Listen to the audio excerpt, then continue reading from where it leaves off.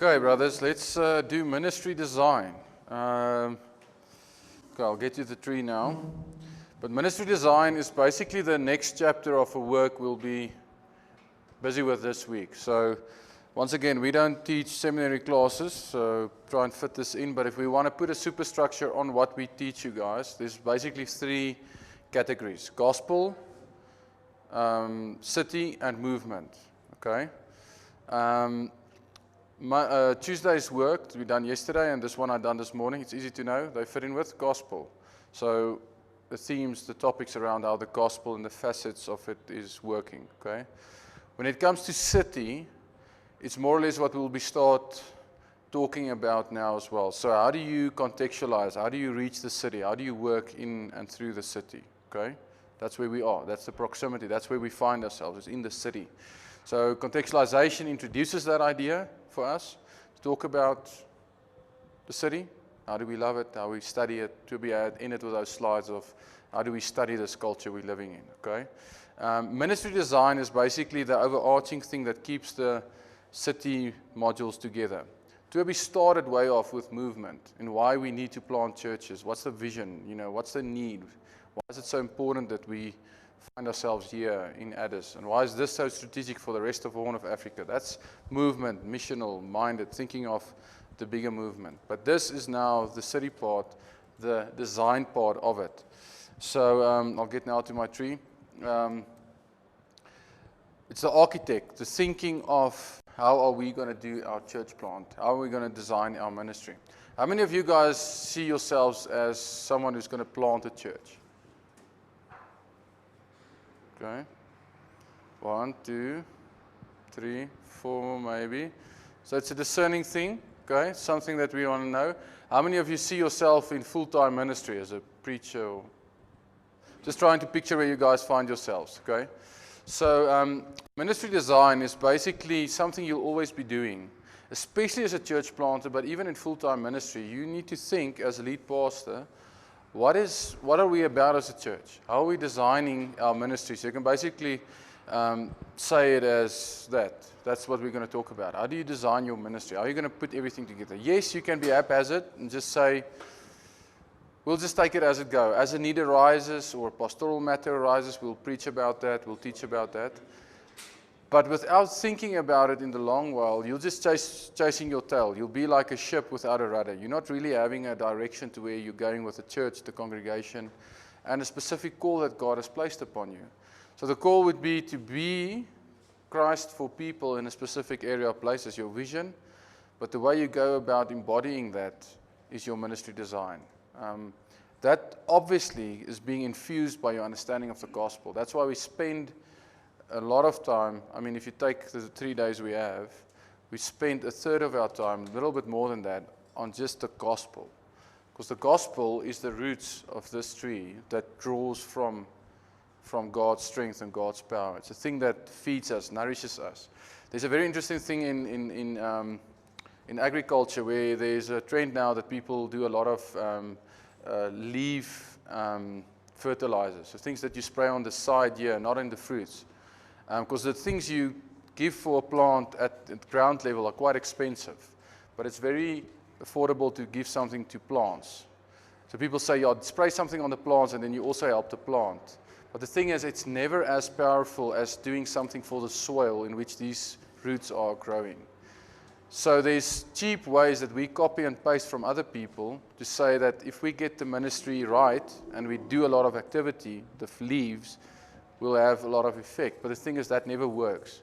If you can get the gospel right in your time and place and contextualize it well, the fruit will grow spontaneously. This is not a fruit tree, but it is a tree nonetheless, and please stick with me.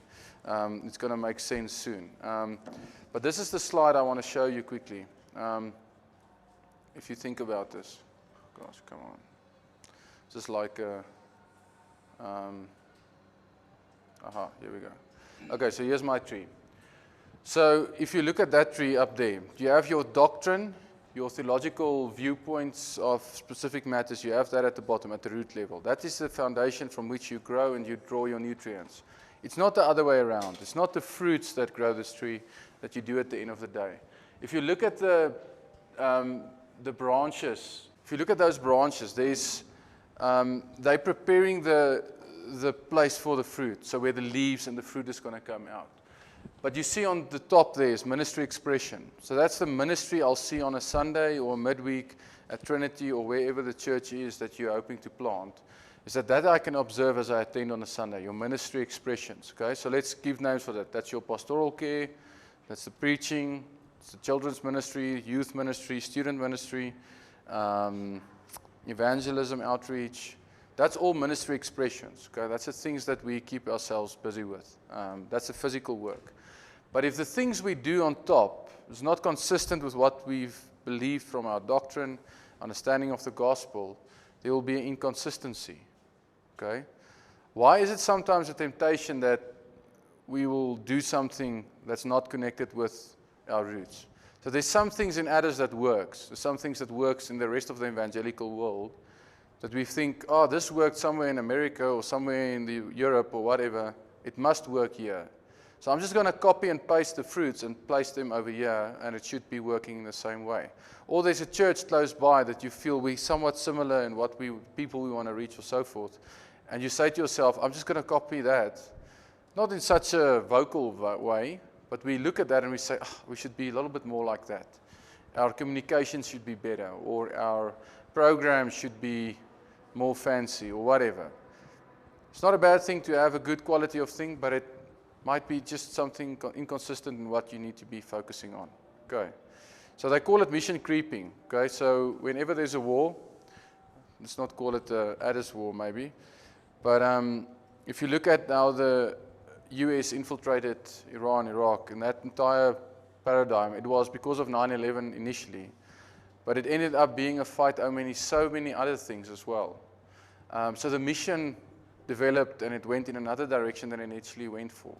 And the same thing can happen with us as church planters, that we set out on a mission to be something in Addis, for Addis, and end up being caught up in another direction because our ministry design wasn't well specified. The thing we were aiming to do got distracted because we got caught up in quick results, trying to put fruits on this tree that's not from the roots of this tree. It's inconsistent with that. And that's the big problem with theologians in the world today, is that we're so influenced by the globalized world and church world and good, competent preachers that we don't grow our own convictions, that our convictions are inconsistent with that of who God created us. You guys following me? So think of the books we read, the books you guys are reading. Are they more focused on the root level or the fruit level on the top? The root? Okay? So that's very normal. For any pastor's college, it helps you to grow your convictions, define those convictions clearly, so that you can drink from the fountain of life, from the gospel, in a framework that's healthy, that other Christians have worked on for thousands of years, to provide you with something to drink from. That's why you learn church history, and you can learn from that so that your doctrinal roots are solid. If they're fluffy and there come times of difficulty or persecution, we stop taking the nutrients from the Bible. We get blown around. That's being ungrounded. The other book that you find as you continue is the one focusing on the fruits. That's the one we agreed now, that there is something on worship maybe, on how to do your worship style, or a popular way of doing church that's more winsome to young people or reaching the new generation or whatever, which is not bad, but if we're going to focus on that as quick fixes, we just, like we said, we're going to get distracted in another direction. But if you look at the tree, there in the middle, how many books have you read to try and connect the two with one another? The culture and the way in the place where you minister, connect that with your doctrinal roots. The danger that you guys will be running into if you never think of your theological vision, your ministry design, so call the ministry design an applied theological vision, is that you'll be having these wonderful roots, but you've never actually learned to discern how to apply the fruits that you're drawing out of that into your time and place that you're ministering into. And it's an important exercise to do. So that's what we call worldview, or Christian worldview, is you try and discern from my roots who I am, what do I believe, and then how am I going to contextualize this in the time and the place that I live. So those branches, for instance, are trying to make this concept land for you, is basically a contextual profile. So that's the people that you're trying to reach in the context. Who are those people? So that's what Toby mentioned, name the people, not in a bad way, but what's the type of person that I interact with? So a contextual profile, just explaining that to someone. Pathways in prayer. So Florentina's going to do evangelistic pathways. So what is clever pathways, winsome pathways, in how I'm going to reach this culture in the time and place that I'm serving in? Okay. Another one is vision and values. So that is who we are. So if I talk with James and he says, no, we want to be this in this place, we'll say, this is our vision. This is what we want to see God do. And then there is the messages and form you'll use, the language, your preaching style, the forms of ministry that you'll go about. All those things are now driven from your root that comes from that and the action plan that flows out of it. But that's all basically ministry design. Your preaching style, your ministry activity, all those things infused from the root that you are drawing from. Okay. And that's kind of what we're going to be doing for the rest of our time together. It's going to be focusing around ministry design talk. We are going to talk a little bit more about this. We're going to talk about the evangelistic pathways. We're going to talk about preaching. We're going to do a little bit of faith and work. So thinking of the workplace, our people who stay and work in the workplace, how do we encourage them? And then also mercy and justice, mercy ministries, people in need. That's all things you need to think about if you want to have a flourishing, thriving ministry in a city context. Because all those things are activities that people wrestle with, where they wrestle with their faith. And if we don't think that through, we're not going to be prepared well enough to disciple our people through those various aspects. Does that make sense? Is it helpful? So the hard work you guys need to do while you're doing the PC is to try and figure out, well, what's my theological vision? How am I busy developing something for Addis, an appetite? Where's the Lord calling me to? Is it a specific people group? Is it a specific place in Addis? What is he stirring in my heart? That's for those of you who feel a call to church planting. But even if you're just in full-time pastorate ministry, it is so helpful to have this clearly defined. Because when it gets to decision-making and difficult things you need to work through at church, you have some clarity on who you are and where the Lord's leading you. You understand? And you're not just copying something from a pastor or someone somewhere else in the world, or even in the church right next to you or the lead pastor. That's not your own conviction. Okay. That's kind of where we're aiming for as we talk this through. So let's just to rehash our theological vision. That's kind of what we're talking about here, is that it's a vision for how to bring the gospel to bear in a particular time, an historical moment that a pastor or a planter finds himself in. Okay. So think of that tree again. Okay, wait, I'm going to mess it up here. The tree has the roots in the doctrine, it has the trunk as a theological vision, and the ministry design as these branches before it starts to branch out into its ministry activity. Okay, so the vision and values, yeah, we talked about all those. Okay, that is our theological vision. So you got it clear. So Tim Keller wrote this book, Centered Church, around the theological vision of Redeemer. And he grouped these, or he organized this theological vision around the gospel, the city, and movement. That's why we use it so extensively. Because as a pastor, you need to think about those things in a city.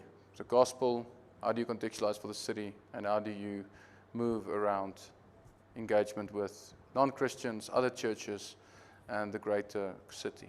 All right. Okay, good. Someone who has a specific theological thing that, a theological vision statement that you have in your mind, something that you would put inside your theological vision, something that you feel in your vision, your values. Give me an example. Being gospel-centered, great. And if you double-click on that, what is that? Just talking about the gospel, preaching the gospel. Value. It's a value of the church. It's something we'll thrive on. It's a thing that we'll proclaim in our vision as well. Okay, give me another one. Something on a value or a vision. So that's a good applied doctrine to a theological vision, to a ministry design, thinking about how you're going to apply that. You guys see why it's important to do this? Because sometimes we end up doing something that's not us, and that is not based on our thing, and we're living in an inconsistent way. Okay. Let's talk about some injustices. What do you think injustices are in Addis at the moment? Things that you feel is not approving God's just and righteous character. So we can circle it the other way back as well. As we observe culture, what is there that one thinks we should be able to critique and design our ministry around and our theological vision be infused by? So guys, understand what we're going for here. That's one from a cultural perspective, there's one from a doctrinal perspective. But you need to be doing both. So this is more or less what you'll find. Your ministry design is something that you'll constantly be shaping on.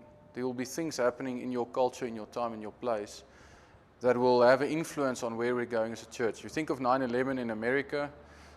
We were talking about that yesterday, just what an impact that had on Redeemer's Church. Suddenly there's a cultural crisis, and the church needs to be Christ for the people in that time and place. It calls for a redesign of the ministry, not throwing everything out, but just gearing towards care and support, emotional support, pastoral care. It's a heightened pastoral care that was triggered by that, for instance. But there would be things as the ministry develops that one says, we're discovering more and more that the people God has given to us is dealing with this type of issues. So I'm reevaluating what we're spending our time on when preaching, teaching, discipling, evangelizing.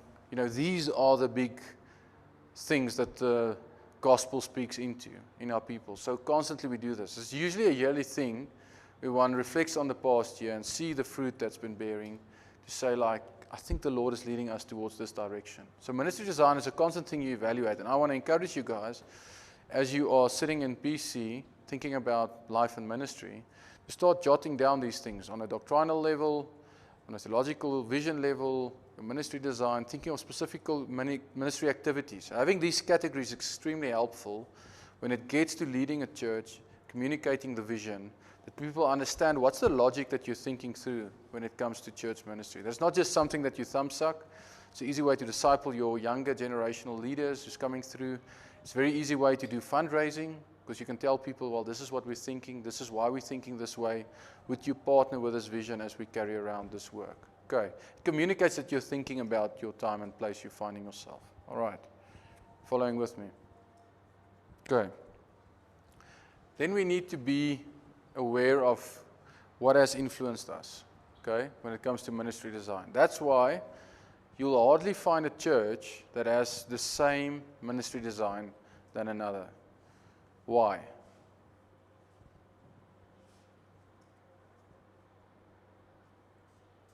We're all different personalities. So you guys would be studying at the PC with a very similar, well, with the same theological framework, but you'll end up leading or planting in a different way than the guy next to you. Yes, some of us agree on a lot of things, but there might be some secondary issues, which is not primary issues, that you disagree on, which would lead to you leading something else in some different way than someone else. Okay, so influence plays a big role. We don't give enough credit to this sometimes. We don't want to be individualistic in saying that I need to express myself perfectly in my own way, and I disregard my historical background, my theological training, and so forth. But there's things that influenced you. There's gifting, just the way God gifted you as an individual. We usually talk about the prophet, priest, king idea. So the prophet being more of a preacher, the kingly being more administrative and entrepreneurial, leading the church, and the priestly being more caring. Think of Ephesians 4, the gifts God gives to the church. That is the pastor, the prophet, the priest, prophet, priest, king, and prophet, priest. Oh, I'm losing it. Help me out, guys. Prophet, preach, teacher. Teacher and the prophet's the same. Teacher and the prophet, yeah. Help me out. Evangelists. Apostles, the sent ones. Fivefold. Come on, guys, help me. Apostle, prophet, teacher, evangelist. Okay, we'll go and look there. But you get the idea. Shepherds, that's shepherds. Yeah, it's shepherds. The word shepherd, we use it for pastor, yes. Okay, but you get the idea. And it says in verse 11 to build up the church. God gives these gifts to build up the church. So there's diversity in the gifting God gives as well. It's not that AB and Mikey is having exactly the same gifts that he gives. Their influence, their makeup is different, even though they might have exactly the same theological training. So that's why this talk of theological vision, ministry design is so important, because it helps us to articulate our differences and celebrate our similarities, because we have reflected long and hard on the trunk part of our ministry that leads to this fruit that flows out of that. Okay, so think of heritage and tradition, scripture, your interpretation of scripture, personal preference, your stance towards innovation. Would you like, this is very techy, we have a thing taking place or whatever, but if you go in an area that it's repelling towards, you can't go like this. So your preference towards innovation, latest trends, and then just basically pragmatism, which is sometimes a nasty thing without good theology, but sometimes something just works, or it's the place we got. We would like to be in a place like this, but pragmatically it's just not possible. We got this, and therefore we are here, where we find ourselves. Okay? You guys following? Does that mean we'll contextualize exactly the same as well? It would look differently, depending how your makeup is in the story. All right. So your posture towards culture plays a massive role in how we do our ministry design as well, the way we feel towards that. There's the 4 basic categories Keller explains in Center Church. To be more on a active influencing in culture towards a full common grace is the common good side, so it means that you're very positive of culture. It's not really going to be critical about anything, but you want to be very active in influencing culture. Might make you someone who has a common good view of culture. But if you're someone with little common grace, believing that there's not something we all have in common, you'll be active in influencing culture, but you'll be critical of culture in some extent as well. But you want to be influential thereof. If you have little common grace and passive in influencing culture, you're becoming a counterculture. You're someone who just lives separate from the culture at the end of the day. That's not very winsome, but you're separate. You're calling people into our church. Become like us. Look like us. Or if you're someone who's passive in influencing culture, full of common grace, you just want to live separate with culture, but you're not critical thereof. Okay? Kind of see there's 4 basic ways of categorizing the difference in how we look towards culture, how we shape this tree and how we're going to engage with culture as well. Where would you plot yourself if you think of that? Someone, just as you look at that slide, where would you say you find yourself in just your posture towards culture? Right, so just in explaining the 4 differences in those, in your posture towards culture, we actually have a lot to disagree about when we have a conversation about our engagement of culture. Do you guys agree with me? And that plays a massive role in how we engage with one another as well, that we actually need to be aware of that as well. Someone who's a more pastoral guy sometimes tend to be more of a humble humility guy, similar to where you Yabetz are saying, is that you might be that person because you're not too concerned of changing and convincing guys some other perspective, as someone who's maybe more prophetic with a preaching gift is on the bottom right, on the distinctive worldview. You know what I'm saying? So these things all play a role, and we need to be aware of that. And God gives us these differences in that we love culture in a way as well as the church goes about it. But the amazing thing is, Keller encourages us that we all should move closer to the center. I should not become someone else, but we should be more appreciative of the strengths that someone who's different to us have as well. We can learn from one another and understand the differences as well and grow through that. Okay, but that's a side alley. I guess it keeps us true in a way. I'm just now talking on my feet. In a way that it keeps us true to the gospel we're proclaiming. In a way that it's someone who constantly sees the wrong in culture. But someone who's deep down that alley is really difficult to partner with in a relationship and having it, because they will constantly criticizing everything of the culture. They won't see any good in it.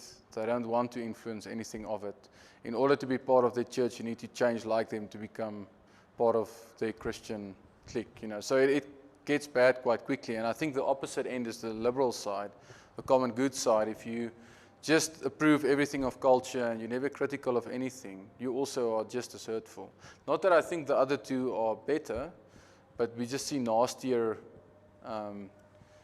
forms of that quite easier, on the extreme liberal side and extreme conservative, critical side that constantly thinks they're right and people must become like us, which is, I think, just unloving in this end of it. But yeah, good question.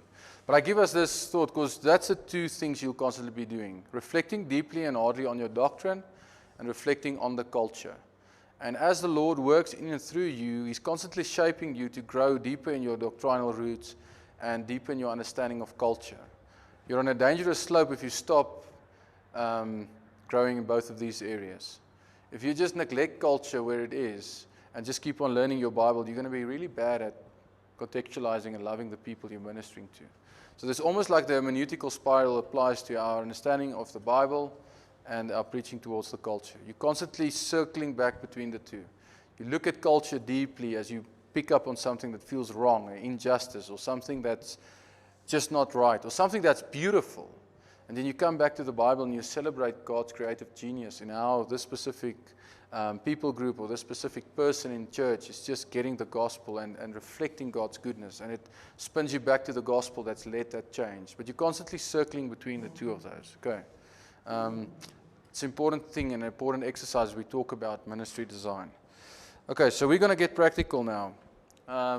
What is ministry design then? So trying to summarize everything we said. It's all introductory as we get going. Ministry design is more specific than the church's purpose. Okay? The why of the church. It's just drilling down on just a single stated sentence of what we're about. Ministry design is going just a little bit deeper. We're going to do an exercise now about that.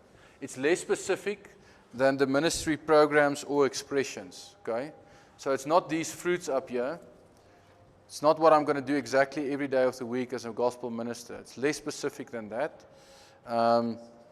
It is the dynamic way a church will go about reaching its community for Christ. So it's the way we're going to go about things. It's the way that I'm going to use my doctrine and what I've studied of culture, and I'm going to go and influence the culture in a specific way. It's the best described as the specific design of the mission of your church. So that's why we have ministry design, mission design is a helpful word to throw in there as well. It's the way we're going to go about reaching the people in our context. It's the sense of destiny and unique identity of your church. Okay. Just trying to describe your church in its purpose and how it's going to go about reaching the people, and it's not the purpose exactly. Okay. So trying to put all that together in this slide is the best I can do for you. We talked about the doctrinal foundation, the statements of faith, the systematics, the biblical theology. But then we talked about ministry expression, the programs and the practices you do at the church. We talked about the theological vision, having a context, content, and a dynamic. But then look on the right-hand side. The overlap between the theological vision and the ministry expression is where we find our ministry design.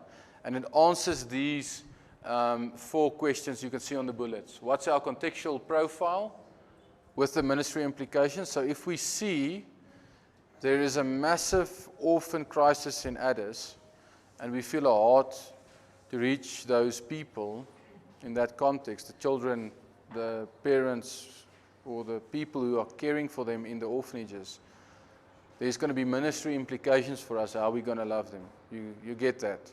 If we see there is very unhealthy marriages, there's going to be ministry implications for us, how we're going to go about addressing that. Okay? So that's what ministry design is doing. If we see a very unhealthy misunderstanding of the gospel, which we'll constantly see as we think about the gospel, how are we going to go about preaching the gospel in a faithful way that people understand that? Okay? When we talk about the biblical functions of the church, okay, how are we going to express that on a Sunday, that people can taste and see those differences? How will we inhabit the ministry styles of the church, and what are our vision and values? Okay, that is what we're talking about here. So if I double click on those, that's probably what I want you guys to spend your time on. Okay, what is your contextual profile with ministry implications? You can see the bullets on the right there will help you talk about those. How will we express the biblical functions of the church? Worship, evangelism, teaching, fellowship, and service. How will we inhabit the ministry styles of the church? Leadership, worship, communication, and so forth. That's our ministry design. I want you guys to quickly... Okay, would you guys take time and just fill in under those? Your contextual profile, the biblical functions of the church, and the ministry styles of the church, as per exercise. Those 3 questions, use the bullets that are helpful to you. Those bullets on the right-hand side is there to help you, to just drill down on that. And we're going to revisit this as we've done the rest of our modules as well at the end of our time. But I want to get your thoughts going on your ministry design and how you're going to go about. So think, if you're not thinking as a church planter, but as a ministry leader, How are you going to go about in the specific area that you want to minister in designing your ministry? Okay? On the right of that is just a double click on what those questions are asking. How does that question relate to baseline cultural narrative, idols, primary defeaters? So that's what someone says to dismiss your gospel, the one you're trying to share. They say, yeah, but the gospel is for stupid people. That might be a defeated people use. I'm playing now. Or the gospel is a white man's religion. Or the gospel is for wealthy people, or whatever. There's a primary defeater. How are you going to respond to the primary defeaters? But what are primary defeaters in the context you're serving the gospel? What might be sample gospel presentations responding to that? The ministry implications. Does it make sense? How will the worship look of the church? If you think of the biblical functions of the church. Just double click under those. I want us to just get thinking of our ministry design. Get your thoughts going. It is a painful thing to think through. So you need to think of a context, you think of the church. If it's just Trinity, you can think of Trinity's ministry design. Try and help right around that as you think of the people you're reaching and trying to reach. So to give you guys an example, it looks like you're struggling with this. So in South Africa, in the church that I serve, we're in a middle class, so my contextual profile, okay, is in a middle class, diverse community with people in the 25 to 30 to 40-year-old bracket, children, 80% of the people, 70% would be either the husband or the wife doing something professional, so either an auditor, accountant, lawyer, engineer. You see what I'm doing? I'm explaining my contextual profile. What's the ministry implications? Marriages battle in our area as well, so we decided to do something around marriage. We have some elite pastors feel strong that we should have more marriage programs. You understand? That's just giving you, I don't want to give you all the examples. When we preach, we need to preach in English because everyone can understand that. We try and talk a lot about race and reconciliation because we're a diverse community. Given our history, we want to talk about reconciliation and how the gospel applies to that. You understand what I'm trying to say? That's my contextual profile. If I talk about the biblical functions of the church, worship, it means for us as a diverse community worshiping together, we should be appreciative of the differences of the people in our church. So we worship in various languages. Our services aren't just tailored to the way I would like it as a white South African, but I will take my black South African brother into consideration and have a longer service than we. You understand? So it affects worship. Preaching style means it will speak into those challenges of reconciliation and so forth. Fellowship, how we do community groups, it takes long. It's more informal, it's more relational than teaching, because we want to build relationship with one another. But there is aspect of teaching, but it has implications thereof. And then leadership, we have a diverse leadership team. It can't just be a monocultural leadership team. You guys understand? Following me? So I'm trying to answer that for you. Do something similar on those three questions. The contextual profile, the biblical functions of the church, and the ministry styles. Okay?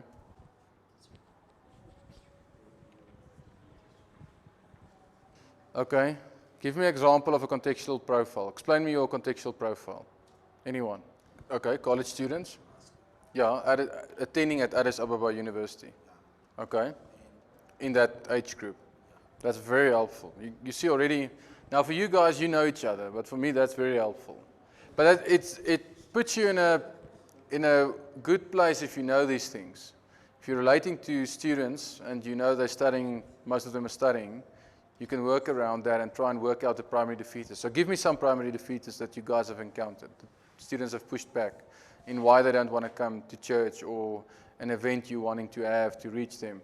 What is like the thing they say when you share the gospel? Why do they push back? They don't like the institutionalized? Yeah, so they feel it's a moral straitjacket you want to put me into. I need to come to your church so that you can take my money and make me your slave, almost, in a way. Good, give me another one or two. Commitment? What do you mean with that, Allah?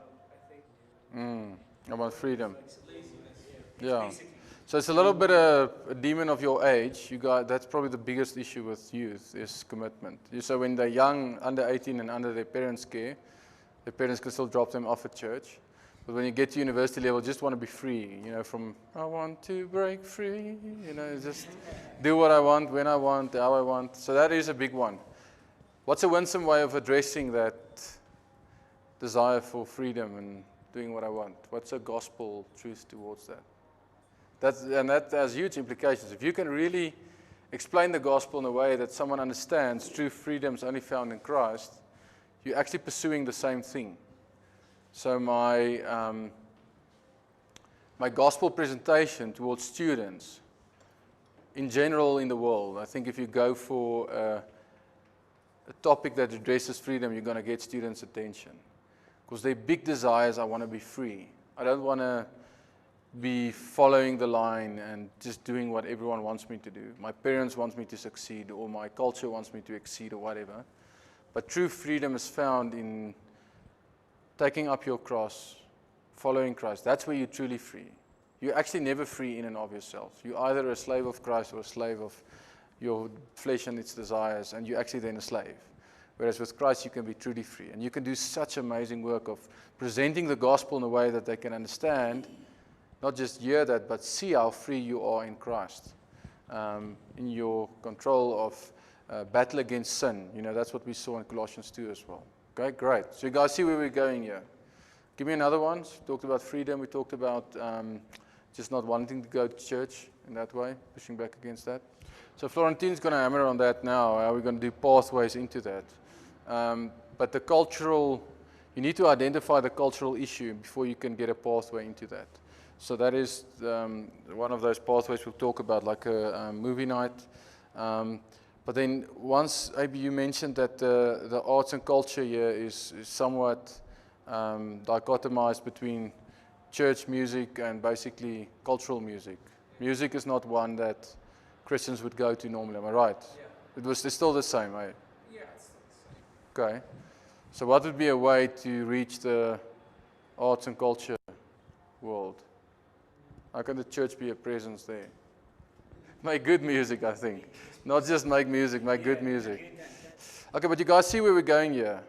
If you're just going to copy and paste the guy next to you, you're more than welcome to do that. But it's never going to be a faithful expression of your doctrinal roots and your observation of culture and how you want to bring fruit to bear in that time and place.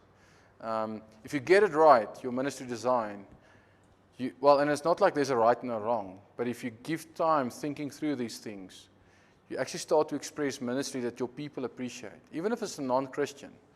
You're trying to give them the Bible's answers in their understanding so that they can decide whether they want to accept or reject this gospel.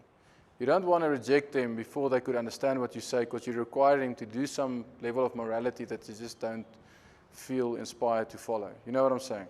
Trying to work around that the gospel meets them where they are. So let's talk a little bit of the biblical functions of the church. Who of you have thought about those? Just in a way of doing worship, preaching, teaching, anything around those ideas. Yeah, no, so it might be completely wrong. And it might be, well, it would definitely be stupid to preach the entire year on just freedom. You're definitely gonna lose your people. What I'm just saying, it's something that you need to be aware of. It's something that you need to ask God's guidance as His Spirit is helping you, loving your brothers and sisters, disciple you, and those outside the church, to try and gear towards that they know you're thinking about them and where they struggle to believe the gospel. Because that's love. That's when I really care for what your issue is with this gospel, that I help you think about that so that you can actually encounter the true and living God.